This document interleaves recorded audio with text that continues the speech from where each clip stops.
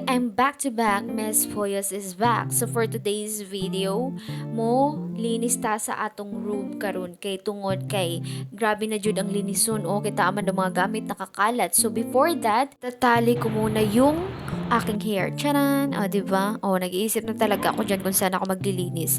Yan. Ang yan po ang una na part na gusto kong linisin para pak, ganern, o, diba? Yan, nakakalat yan before and now nililinis ko po yung mga kalat. Tapos, ang mga labanan ako nang gipanguha kaya ako nang inugtapok. Chos, joke lang. Wala tibado kung akong itapok na.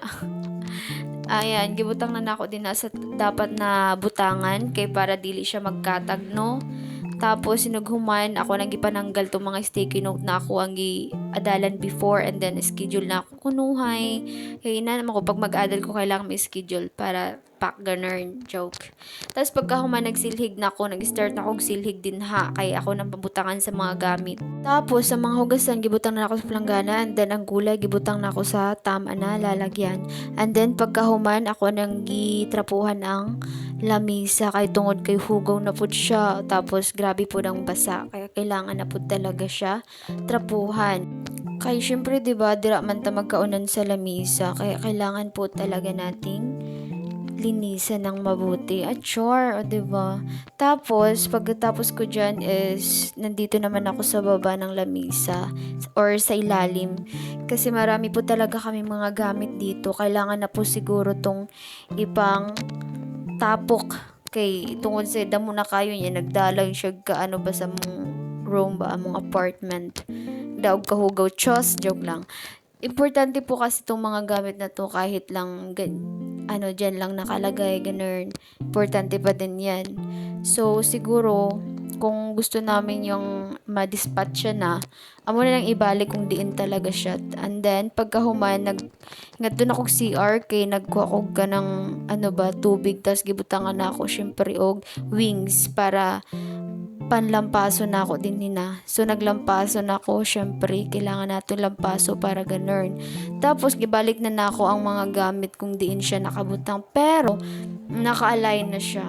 Angay na siya kit-on kay syempre gi-align na ako maayo and then pagkahuman nagsilhig na ko kay damo siya kay lago bitaw tapos na dira na ako sa rice cookeran tapos ako lang gihapon gisiligan and then gisiligan ako sa igbaw and then silhig na pod ina na lang ang life just human diri na pud sa sapatusan kay grabe jud kay kalata pero ako lang dalionon charan oh pak oh diba ayan na o, diba? Hindi na siya makalat. So, proceed na tayo. So, dito, igaan talaga yan. Tapos, nilagyan lang namin ng mga gamit namin sa school. O, diba? Malinis na siya. Kailangan linisin para hindi na siya madumi tingnan. O, yan. Pagkatapos ko dyan, so, binalik ko naman itong mga schedule ko sa pag-rest and then study. O, diba? Tapos na tayo. Yan. For the tapos ng person, diba? Maliwalas tingnan. Yan. Diba halatang pagod? Trust. Hala. Room ba namin to? Ay. So, mauni siya among kwarto sa panalinisan, no? Tapos sa nalinisan na, so mauna ni siya, o diba? Ngayon na siya kit on best. Na, o diba? Ngayon na siya talaga kit on like, wow. Humot na pod kay gilampasuan ako nag-downy. Kay para humot jud ba? Dili mag humot og bisag unsa. Siyempre, minsan kinihanglan jud nato maglinis kung pamatyag nato na atong room is hugaw na. So, human naman ta maglinis, siyempre, ang kailangan nato may naman tubig kay uhaw na jud kaayo. Tapos, siyempre, mukhaon na ta kay gutom na kaayo ba? Kay pila daw to ka oras na naglinis ta, diba? And then, nagkuantag suka, tapos butangan asin, and then sili kay para sa sauce nato for fried chicken. So, mga unta ninyo guys. Feel na kay na ako dira kong pagkaon kay grabe nagigutom na jud ko na that time kay alas 2 na yata ako nakakaon I'm not sure tapos alas 12 ko naglinis yan hey, pagkahuman nato na syempre for the ano na posing na person kay human na og linis diba and then mao lang to then bye bye